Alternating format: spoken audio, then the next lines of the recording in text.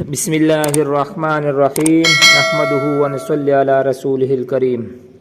حضرت شیخ عبدالحق محدث دہلوی رحمہ اللہ تعالی عنہ فرماتے ہیں، درود شریف سے مصیبتیں ٹلتے ہیں، بیماریوں سے شفا حاصل ہوتی ہے، ڈر اور گھبراہٹ دور ہوتے ہیں، ظلم سے نجات ملتی ہے، دشمنوں پر فتح حاصل ہوتی ہے، اللہ پاک کی رضا حاصل ہوتی ہے اور دل میں اس کی محبت پیدا ہوتی ہے، فرشتے اس کا ذکر کرتے ہیں، اعمال کی تکمیل ہوتے ہیں، دل اور جان اور مال کی پاکیزگی حاصل ہوتی ہے، پڑھنے والا خوشحال ہو جاتا ہے، تمام جائز کاموں میں برکتیں حاصل ہوتی ہے اور اس کی اولاد در اولاد 4 نسلوں تک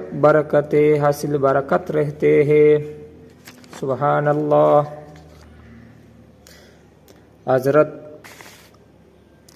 شیخ عبدالحق محدث دہلوی رحمہ اللہ فرمائیے، درود شریف ډیر زیات فضائل اور برکات دي،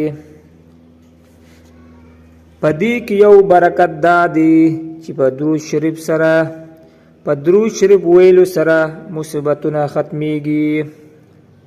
دویم دا دی په درود شریف ویلو سره خوف اور گھبراہٹ ختمیږي. دریم دا دی په درود شریف ویلو سره د ظلم نه نجات اور ازادي ملاویږي. څلورم دا دی په درود شریف ویلو سره په دشمنانو باندې فتح اور کامیابی حاصلیږي.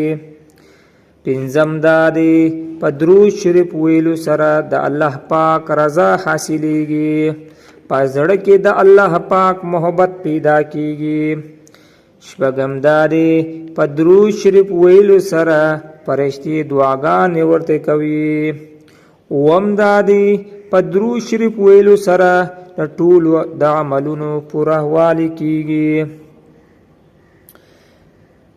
او اتم نمبر دا دی په درود شریف ویلو سره د زړه، د بدن او د مال پاکیزگی حاصلیږي. نهم نمبر دا دی د درود شریف ویلو سره خوشحالی او د زړه سکون ورته ملاویږي. لسم دا دی د درود شریف ویلو سره د ټولو جایز کارونو کې به ورته برکت حاصلیږي. یولسم دا دی د درود شریف ویلو سره د هغه اولاد در اولاد یعنی 4 نسلونو پورې به برکت وي. نور هم د درود شریف ډیر زیات برکات دي، باقي سو برکات سو فضائل حضرت شیخ محدث عبدالحق رحمہ اللہ تعالی عنہ فرمایلی دی. نو دغه ویډیو نور مرګرو سره شیر کړئ چې د درود شریف ټول مرګري ټول مسلمانان اهتمام وکړي، په نبی علیه السلام باندې درود اهتمام وکړي او تاسو ته الله پاک د دې ثواب درکړي او دغه چینل هم سبسکرایب کړئ او د دې سره دا ټلې نښې هم ووایئ چې تاسو ته نوې وظیفه نوې اعمال د علماو د بزرگانو د محدثینو د قرآن او د حدیث پڑھنا کی تاسو ته ملاویږي. واخر دعواهم الحمد لله رب العالمین.